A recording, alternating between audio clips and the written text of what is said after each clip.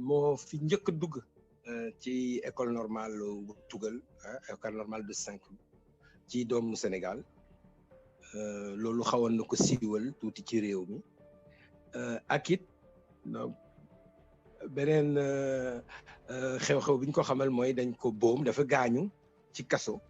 wu Gorée bi muy am ñaar fukki at ak juróom-benn loolu la ko ñu bari ñi ko xam ñi ko mës a dégg loolu lañ ko xamal ci tënk ñu laaj ma jéem ko leeral yokk am lu ma ciy yokk li ma ci doon yokk moo doon ne moom moo doon suñu taawu kër fukki xale lu góor ak benn car macha allah amuñu woon sœur te yàgg nañu bitim réew ndaxte sama papa bi mu paree ci jàngum docteur fii ci école de médecine africaine bu Ndakaaru bi ñu demee bay laate am indépendance au lieu mu dugg ci gouvernement wu moom président Mamadou Dia parce que ma son fi nekk directeur cabinet wu ministre Obey Diop dafa bàyyi loolu ne moom day delluwaat jàngi daal di buub jabar jeeg doom yi dem Tugal dem Paris foofu la mottali ay jàngam juróomi at ba noppi teg ci ñaari atu spécialisation kon ñun ñu bari si ñun ñaan ci samay rakk Tugal lañ juddoo te yàgg nañ fa ba ñu bari ci ñun mu làkkatuñu woon wolof bi ñu ñibbisi sama papa pare bi ñu ñibbi déggatuñu woon wolof dañ ko jàngaat ba mu des Omar ndaxte Omar moom ñaari làmmiñu réew mi la doon làkk bi mu nàmp ci ndeyam muy wolof ak it bambara bi nga xam ne muy sama papa di sama yaay ñi juddoo sama papa Mali la juddoo sama yaay juddoo Guinée Sigiri sama papa Tukoto la juddoo déggoon nañu bambara ba mokkal ko sama papa sax bambara la gënoon dégg ko wolof sama yaay mooy mokkaloon ñaar yi léegi bi ñu ñibbisee sama papa daal di delluwaat liggéey nekk médecin chef région Saloum ak yooyu ñoom seen waaye ñun muy Omar di ki topp ci moom di Ousmane ak man dañoo toog Tugal ndaxte suñu jàng dafa xawoon na sori Omar mu ngi doon waajal concours école normale Ousmane mag man ñu dugg lycée Louis le Grand di fa def seconde maanaam ñaari at ñu dese woon balaa ñuy passé baccalauréat pa bi ñibbi ak maire bi ak yeneen suñu ñeneen di rak waaye ñun ñett dañoo toog Tugal Omar bi mu duggee école normale bi mu admee école normale daal lañ ko siiwal fii ci réew mi te lu xawoon ko jaaxal sax moom ndaxte dafa ne liñ koy def coow école boobu ay téeméeri gune lu ëpp téeméeri ndongo ñoo ciy dugg at mu ne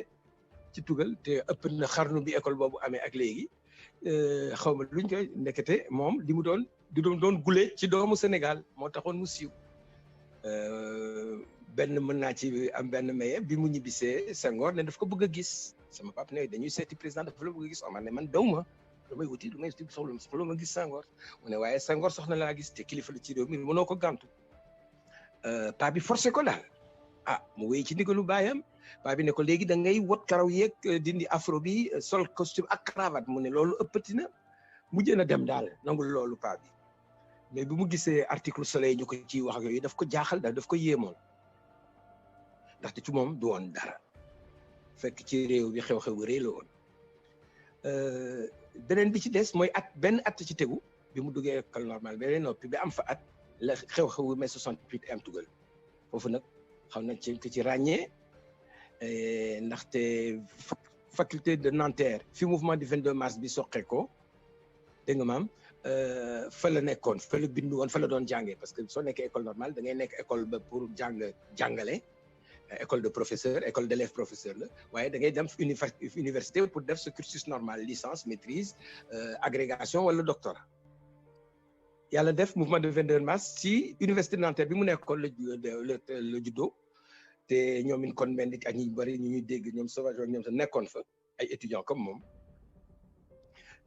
ràññee nañ ko ci daal ba nga xam ne bi mouvement bi jeexee ba De Gaulle mucciti ñaari gan ci réewu France la ñu dàq génne leen France muy Daniel Cohn-Bendit ak Omar Diop ñoom ñaar rek la ñu expulsé de France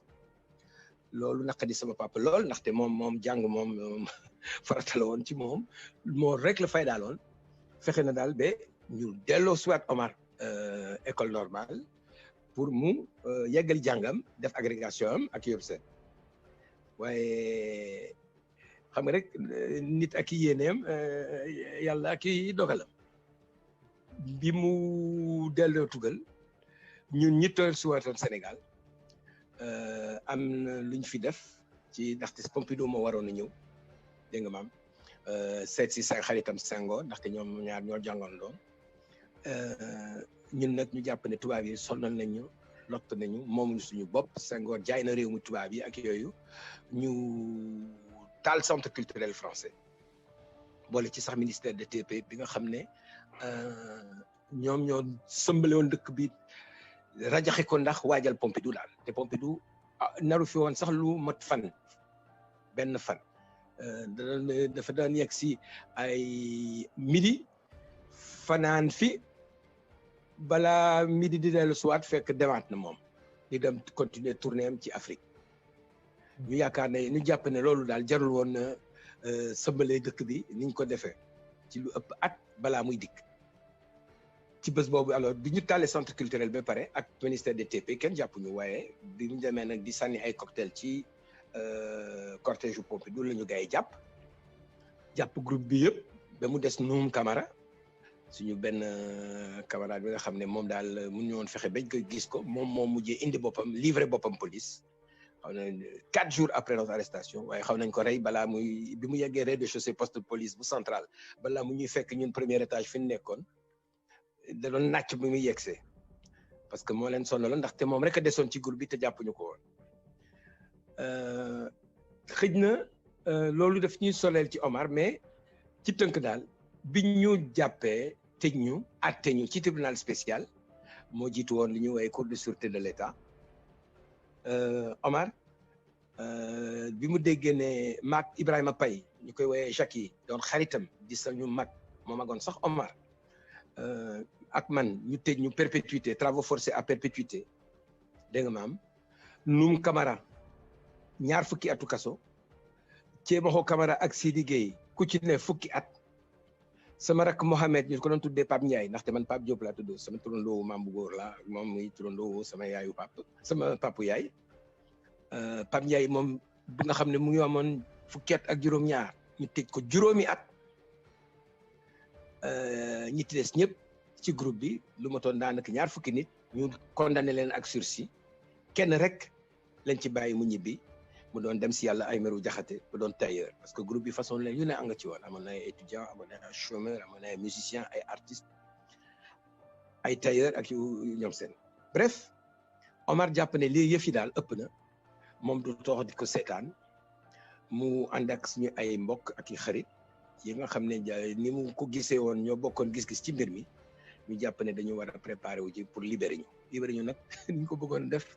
dafa yéeme ndaxte dañoo bëggoon jël otage ambassadeur de France pour que comme ça ñu génnee ñu comme ça ñu soor a bàyyi ambassadeur bi mu ñibbi bi ma yëgalee loolu bi ñu demee entraînement dañoo dem ba ay Syrie uti entraînement militaire ak ñoom seen bi ñu yegsee daal Mali fekk war nañu adducé yëpp jaaroon nañu Guinée jaar Algérie lu lañ def ni jaar jarul détaillé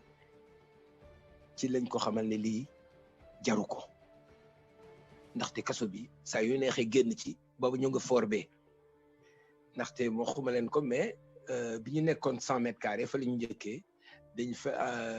bi ñu fa jëlee alkaati yi ñu fa jëlee pour ni ñu forbee te ñoom syndicalistes yi ñoom Iba Der Thiam Ablaye Diaw Baba Guissé ak ñooñu syndicalistes yi nga xam ne bi ñu jàppalee bi ñu tàllee centre culturel ñoom la Senghor jàppoon comme otage parce que ay syndicalistes yu ko xawoon a sonnal la bi ñu jàppee taxul ñu bàyyi leen ñu téye leen forbee ñun dugal ñu 100 mètres carrés waaye bi ñu gisee lu ñu doon jéem a liggéey ak prisonniers de droit commun yi ak suñuy cassettes yi di leen jéem a yeete daal ci kaso bi dañu ne bon le gars na kilifa yi ñëw 100 mètres ñun ñu yóbbu ñu forbee ber ñu fa ñu lank ne duñu dem GMA yi dugg si biir kaso bi waaye doo ñu man ci lañu tojee sama bopp ci laa ñàkkee sama afro benn nga ni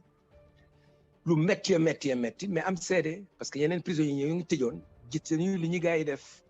ce qui fait que biñ ñu yóbboo ba noppi forbee indi ñoomin Iba Der ak ñoom seen bi ñu leen ubbee pour récréation rek la gars yi taal kaso bi c'est la première mutinerie dégg naa parce que jéem naa ko seet là récemment ci benn article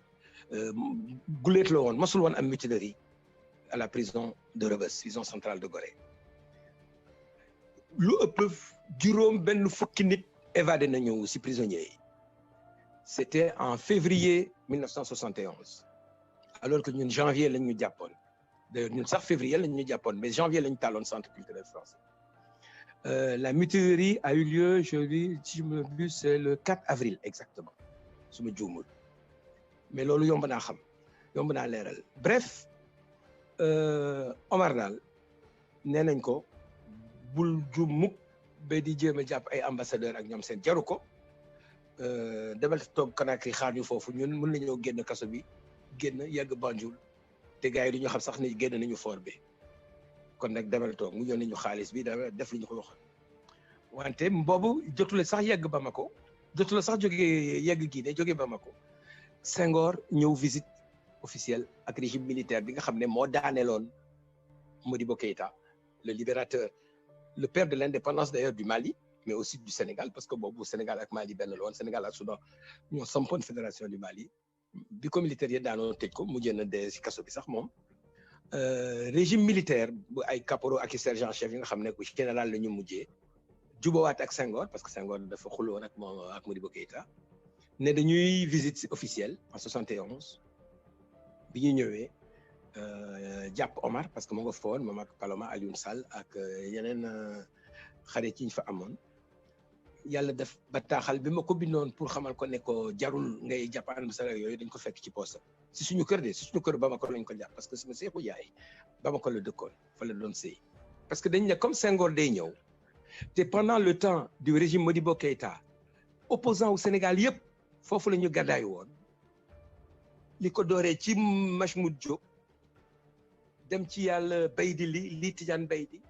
ak ñoom seen ñu bari foofu la ñu réfugié woon Omar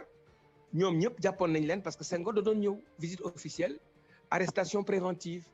ñu téye leen ba Senghor jàll def visite am ñibbi ñu door leen génneewaat loolu la ñu bëggoon waaye yàlla def ñu fekk bataaxal boobu ci poste Omar noonu ñu ni extradé Omar fekk amul woon sax traité d'extradition entre le Sénégal et le Mali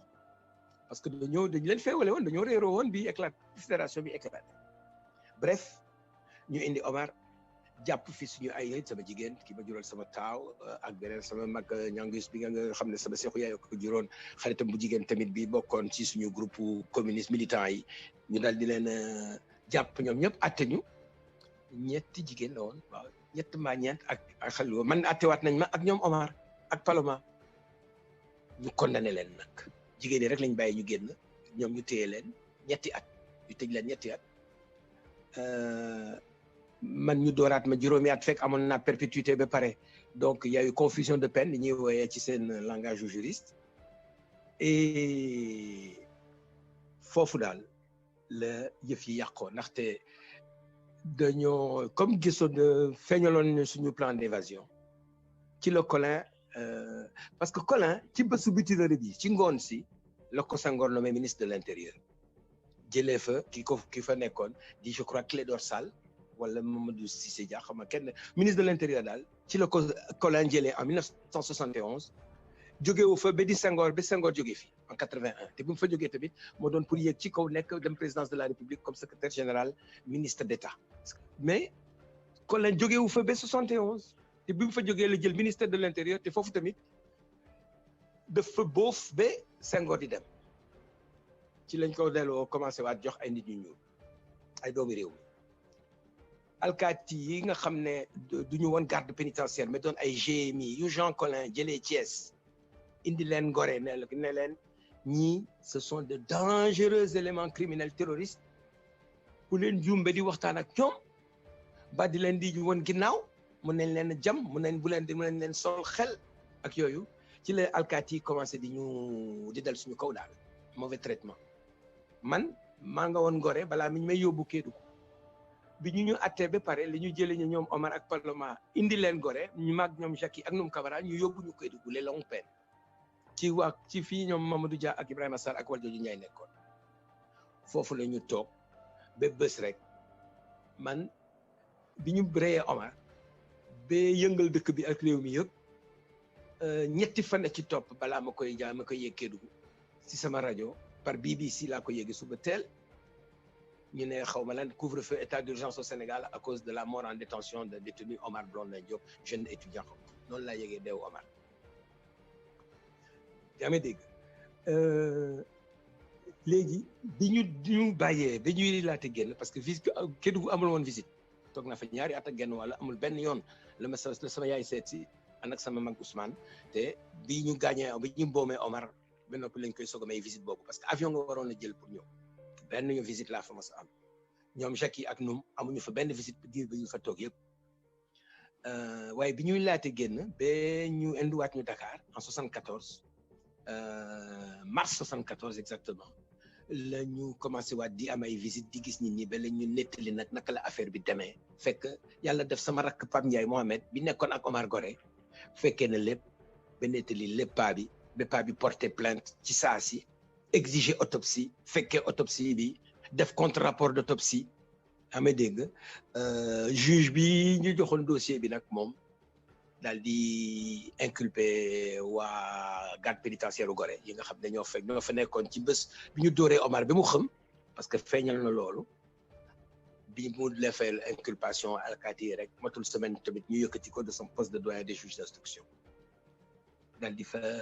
indi beneen juge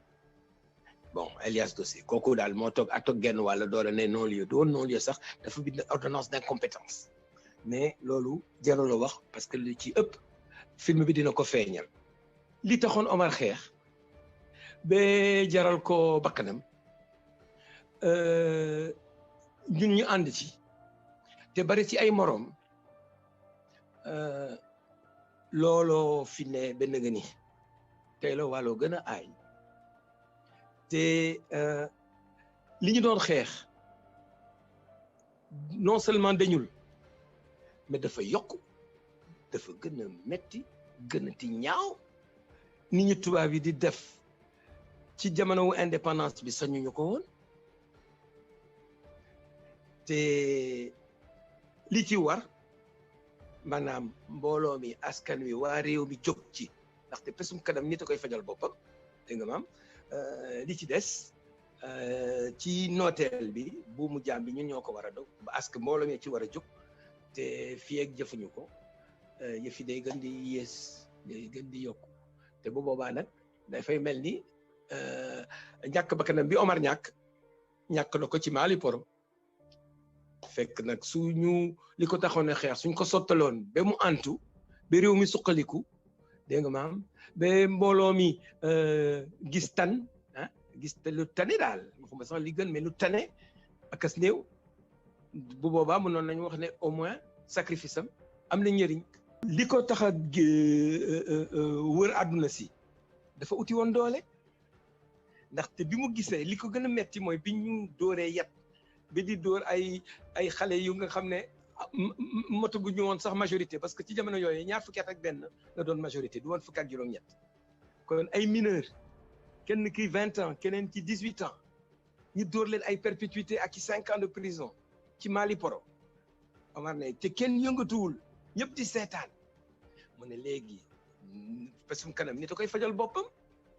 moo tax mu jóg ak ñi mu àndaloon ñi nga xam ne ñoo bokkoon gis-gis bokk xalaat bokk pas-pas dañoo uti doole maanaam dañoo dem uti entraînement militaire parce que le service militaire n'était pas obligatoire à l'époque au Sénégal par exemple man si sama 11 frères kenn si ñun mosul def armée kenn si ñun mosul def service militaire alors que dañu waxoon ne service bi chaque famille tous les 3 têtes ñu jël benn toutes les 3 têtes masculines ñu jël benn mais ñun 11 garçons kenn si mosul def armée mu ngi noonu donc dafa jëkk dem Érythrée parce que il avait une lettre de recommandation là ànd ak Paloma ak du woon Paloma rek amoon na Ali Bathily tamit ci la ñoo àndoon ci njëlbeen ak Amadou Diallo mi nga xam ne moom tamit rakkam a ngi woon bokk ci ñun ci ñi ñu jàppoon tëj leen waaye moom dañ ko libéré ci procès bi ak sursis ñu dem ba yegg Palestine parce que waa Érythrée ñoo leen batale woon avec l'OLP Damas exactement la ñu dem foofu la ñu jëlee entraînement après yëf yi yëf yi naax saay ñu delluwaat Paris utiwaat tuuti xaalis demaat Alger fekk fa Black Panther Party et cetera daal dañ doon uti doole ngir mën a faj seen soxla maanaam libérer seeni camarades parce que du woon ay frères am rek amoon na ay camarades yoo xam ne sequñu dara maanaam bokkuñu dara daal maanaam léegi lu waral boobu pas-pas ci ñoom